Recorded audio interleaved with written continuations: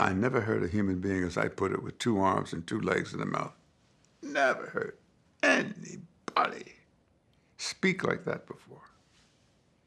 It was spellbinding. It was mesmerizing. And when he spoke, I saw in him an eloquence and a depth of spirituality that I needed to be around. He could probably get you to do anything, and I was prepared to join him.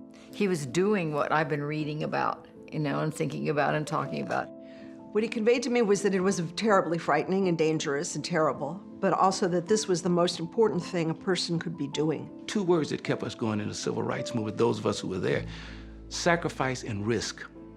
What are you willing to sacrifice, and what are you willing to risk?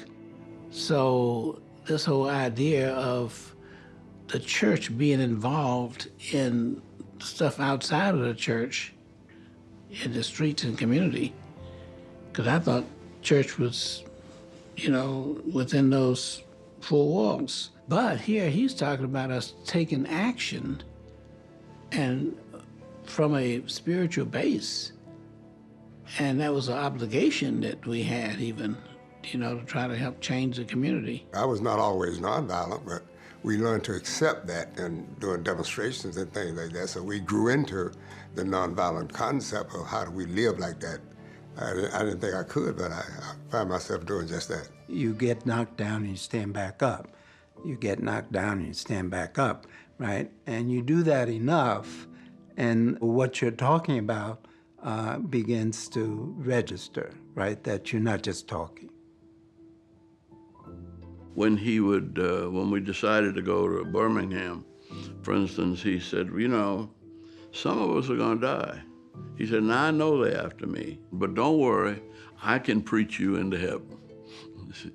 And then he'd start saying all of the things that he knew were bad about you. Please, Jesus, take him in, forgive him. Here's one that needs all the grace and mercy you got.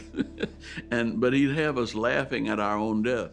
And that's the way he dealt with his fear and helped us to deal with our fear of death.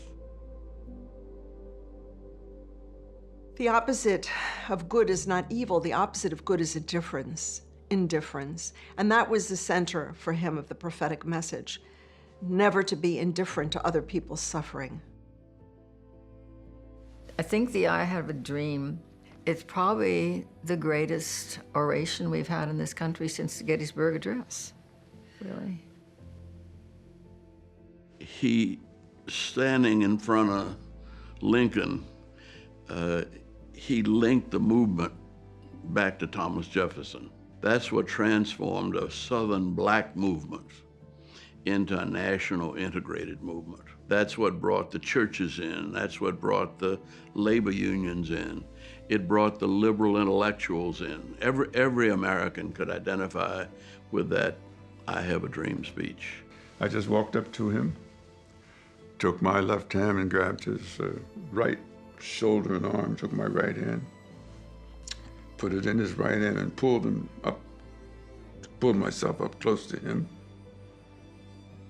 Tears coming down in my eyes a little bit, and I said, Dr. King, when do you want me to go to Montgomery, Alabama? That's what I call the making of a disciple.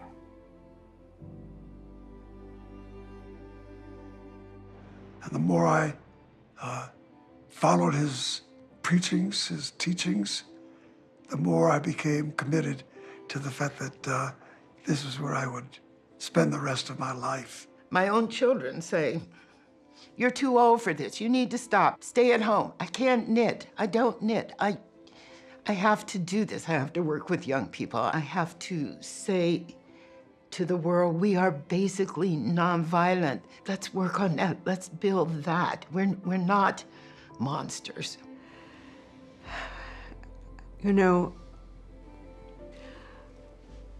Why do we slay our prophets? That's the eternal question from the Bible, too. What does it say about us? He used to then talk about it. He said, death is the ultimate democracy. everybody is going to die. And you don't have anything to say about where you die, how you die. He said, the only choice you have is, what is it you give your life for? Then he told me he was going to see me in Washington, and of course he was assassinated. But, about 4 years ago, I looked up on the mall, and there was Martin Luther King, 30 foot tall, on the mall. So when I looked at that statue, I said, yes, you did tell me you were coming. You just didn't say when. Okay, yeah.